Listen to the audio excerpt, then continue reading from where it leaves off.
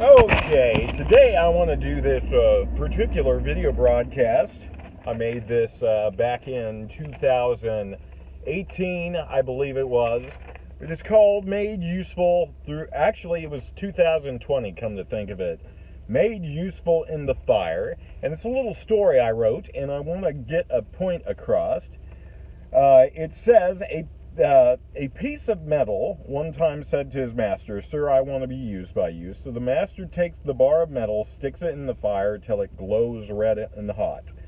He takes it out, and the pieces of metal screech and protest. The master takes the hammer, pounds on it. He then thrusts it into the fire again. He does this for some time, then finally the metal says, "Why did you do that?"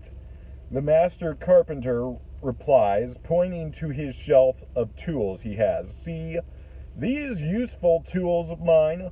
Look at the hammer. Look at the chisel. And all my other iron tools. They are useful tools I crafted myself."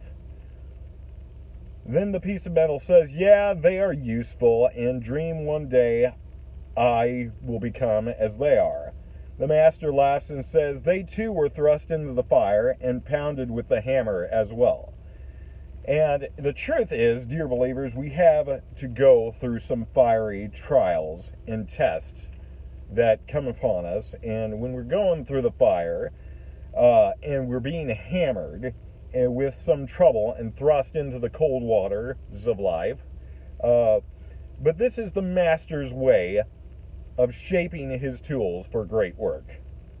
You prayed, "Lord, make me a blessing, use me to reach the lost."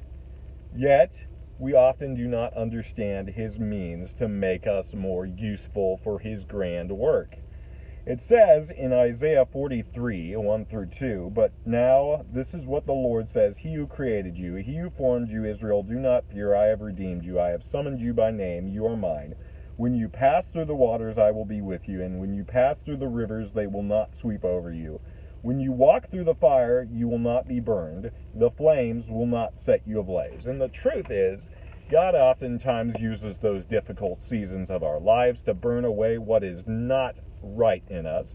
He uses those waters of adversity to wash away those tendencies in us that will hold us back and hamper us. We oftentimes look at trouble as a bad thing, but if we submit to God through the process of what He's trying to do, we can actually learn and grow through it. We do not have to be defeated by our troubles. We have Jesus Christ on our side. It says in 1 John, "Greater is He who is in you than he who is in the world."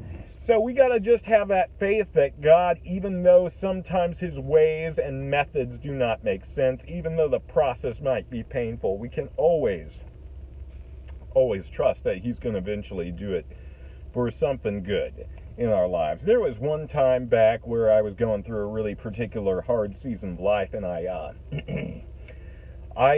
was at work that one night. This was back in like maybe 2014, 2013. I can't remember the exact year. I think it was 2014, but I saw my current supervisor that I had was training the new supervisor that would take her position because she got promoted. And I was like watching.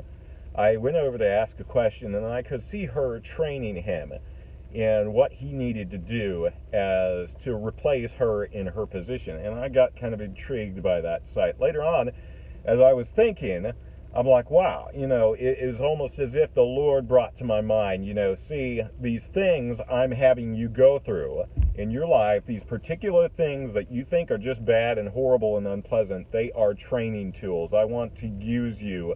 I want to use these difficulties to make you more able to manage what I have called you to do in your life.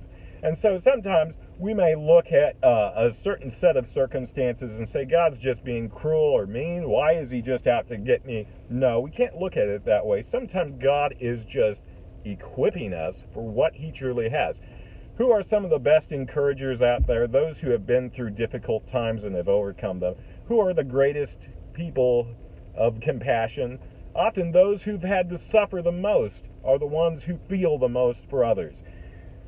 Who are those who are often the most humble people in life? Well, we got to think, those who have had the pride the pride of their heart beaten out of them, who have been continually hammered and have had to realize how helpless they truly are, and how helpless they truly are over their own circumstances. There's very little in life we can do about our circumstances. There's very little in life we can control, but we can control our attitude. We can control how we respond to the Lord, and whether or not we learn what He's trying to teach us.